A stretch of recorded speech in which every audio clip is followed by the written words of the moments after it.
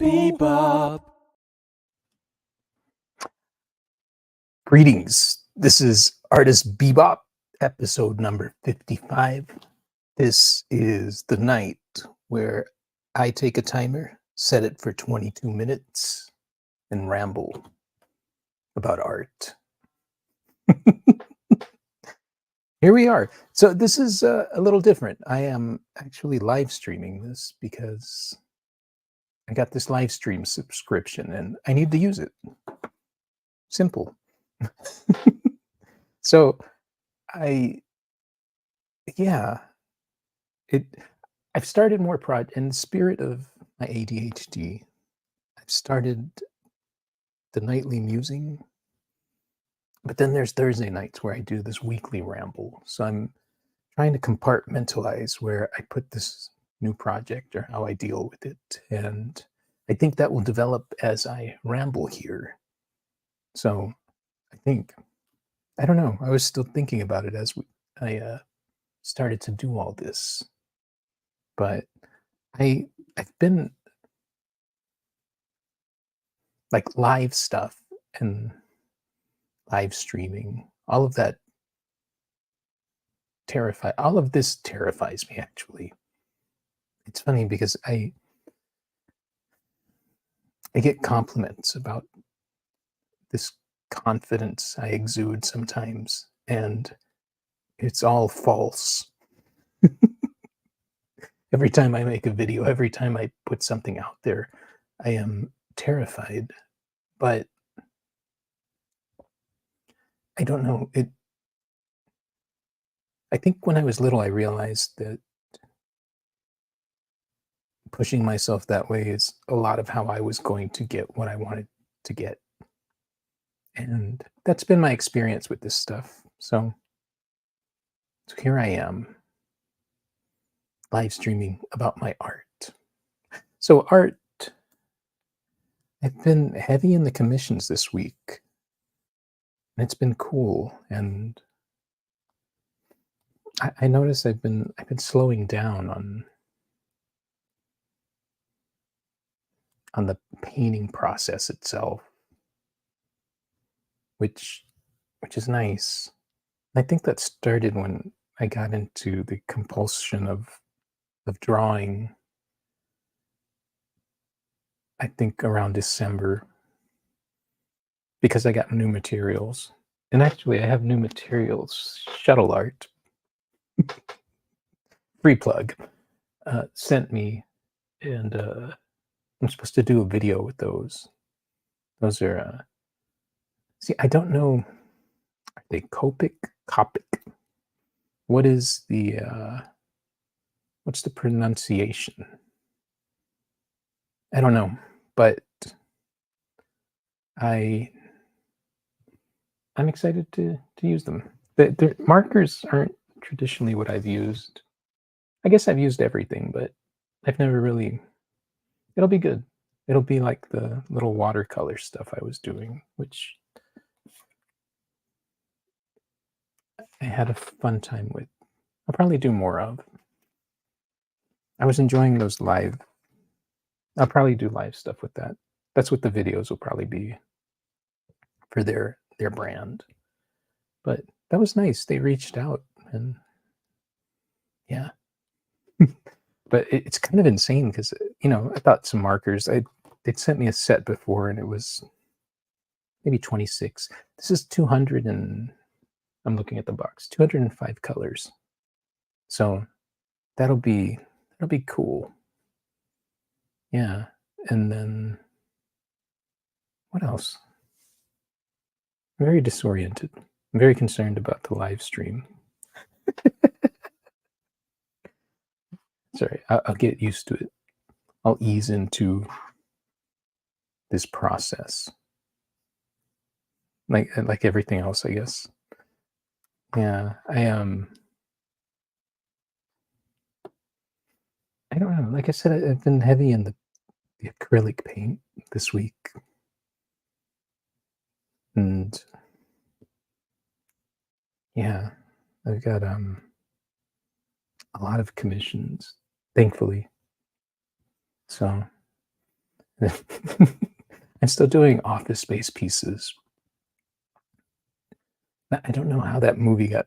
I get pieces of pop culture suddenly flooding back into my senses, and I think it's because I was watching Rainn Wilson do. I don't know. Her name's Bobby, but she does the interviews, and her character is awkward. That's like the shtick, and I really love them. I don't ever watch the whole segment, but I catch snippets, and so I caught part of Rainn Wilson's, and then something in pop culture that I am fascinated with is a word that a graduate professor of mine talked about when we did contemporary literature. He said the word pastiche, and none of us knew what it was. So he says pastiche, like there's Marilyn Monroe, Madonna, Britney. So in terms of Rainn Wilson and Dwight, I kind of saw it as Michael Bolton, Dwight. Not the same, but kind of this, I don't know, offshoot. And so I started with the portrait, and I'm doing one of Lumbergh, but I'm putting them on. I don't know. I know 1987 Topps baseball has the wood paneling type border, and then in the 60s, that's what that set was kind of a nod to. So I'm doing the 60s version, but with Office Space characters.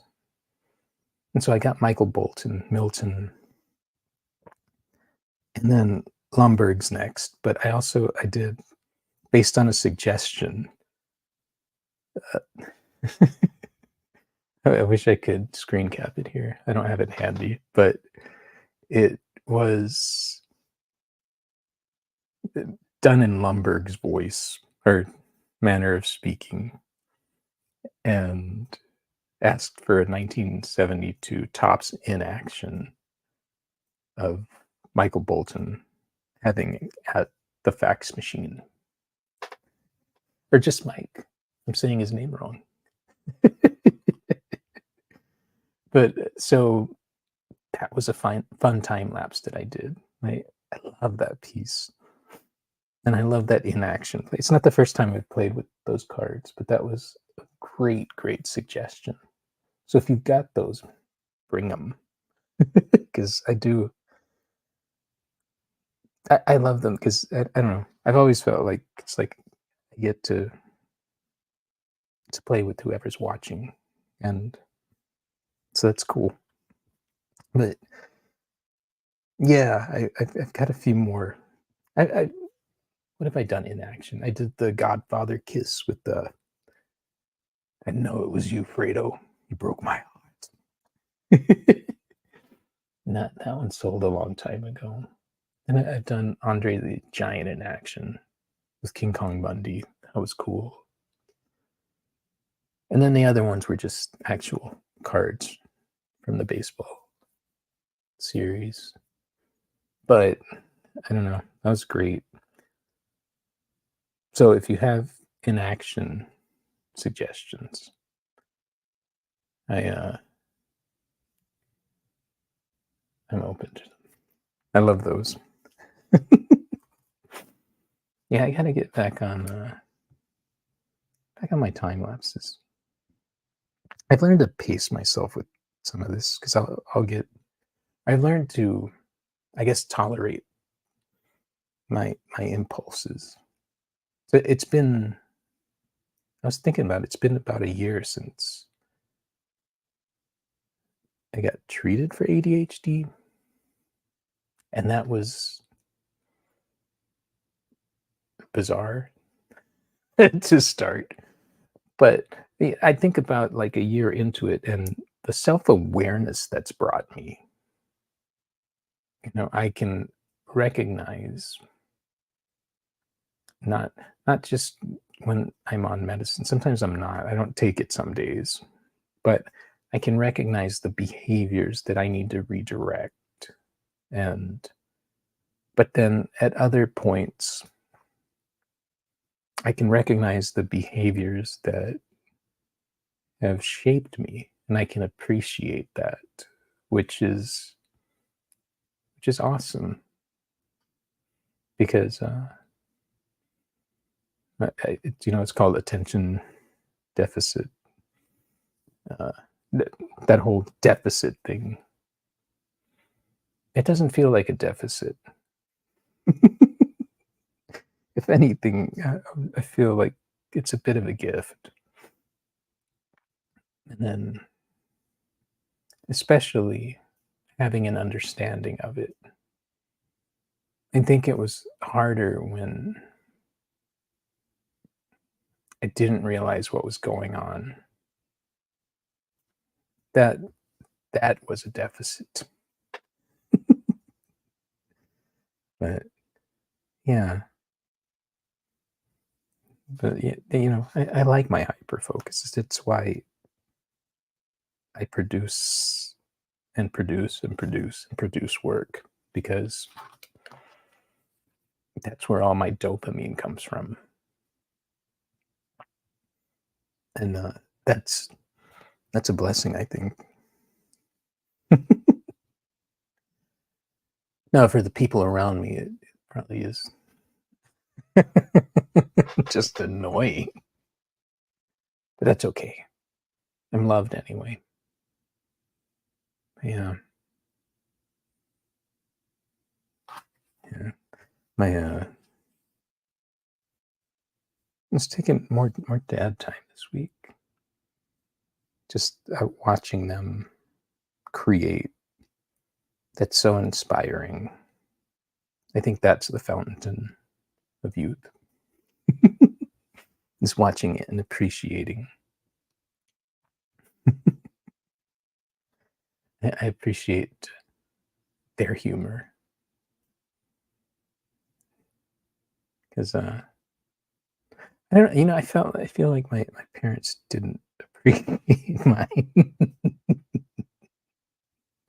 and even they're around my parents, and so I can't help but laugh at some of their stuff, and it's like okay, maybe shouldn't have done that, but it was funny. And inappropriate laughter is something that you know I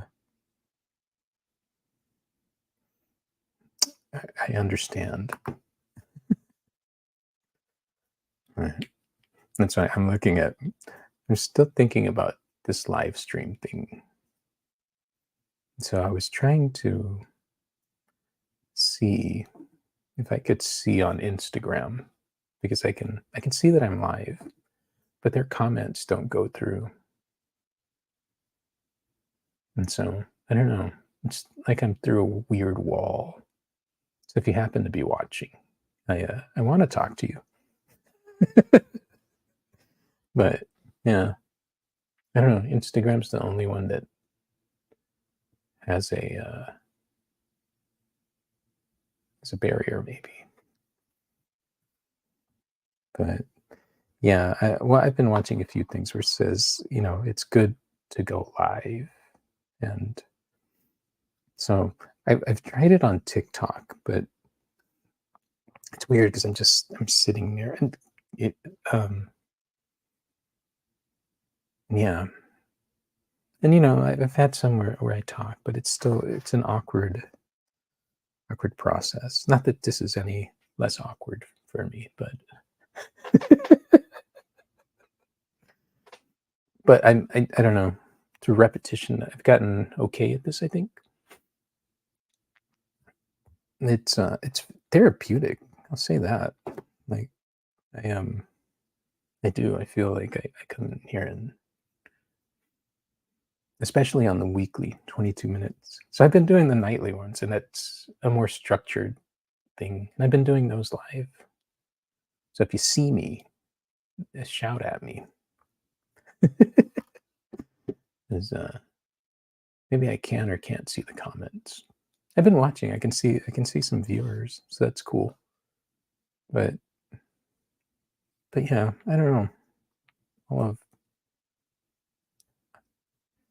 I think what really got me thinking is so I put my art everywhere, but on TikTok I got I'm like at 21,000 followers, which is amazing to me. I, I think that's considered maybe not much by a lot, but for an artist that's um, social media wise doesn't quite know what they're doing, I'm pretty amazed. But so part of their thing is they have things where you can work with companies, and I mentioned the markers earlier, and brands reaching out and wanting to work with you, and so yeah, I'm getting like free art supplies. But I was thinking, if you keep growing that number, I have 20,000 and 100,000. You keep growing it, and then maybe you get more than markers. Maybe maybe you get paid for talking about what you love and sharing what you love, and that's cool. That's punk. When I was young, I was worried about being punk enough. I love that kind of culture I grew up in, where I was watching the Jawbreaker documentary, which is a band, and when they signed to a major label, how the crowd just turned on them for wanting to be more successful, and that was kind of the attitude back then that was projected. And I don't think it's figured out quite how that happened, because when you listen to the musicians, and it was a music thing mainly, among them that didn't exist. So, but then I don't know. I've seen Bad Religion a few times. And I remember them taking jabs at Green Day when I saw them in the smaller venue. So, and then that's a big name in the punk scene, and so yeah, words carry weight. That's expression carries weight. I remember I took a film in Vietnam War class, and we got into this discussion about, I think, responsibility when making art and what it says. And are you accountable? And so, of course, as a visual artist, I chimed in and I said completely, because you are putting it out there with intent. And even if maybe you put it out there and it does something you didn't mean to, and that happens, something is way more loaded than you can fathom, because just thinking about the process, you know, I'm here we go in my circuitous rambling brain. My friend, the musical hippie, check him out. He's got a YouTube, some Instagram, but he's just so nice. He has his blog and he writes about different artists, and I am humbled to be one of them. And So I sent him a little portrait that I'd done of him, and so in that there was a postcard, a thank you postcard, and so he starts breaking down, and it's weird because he's talking about my process, and so I'm listening to him talk about what I do, and he talked about what he liked was that you could see the work, you could see the thinking, and he was pointing to all the textures and all the layers, and what that is for me that time is all of the emotion of really life. And it sounds so funny because a lot of, I try, I love humor in my work, but it is, it's why it comes out that way. And so sometimes, there's so much in there and it comes out and you don't know what it's going to do,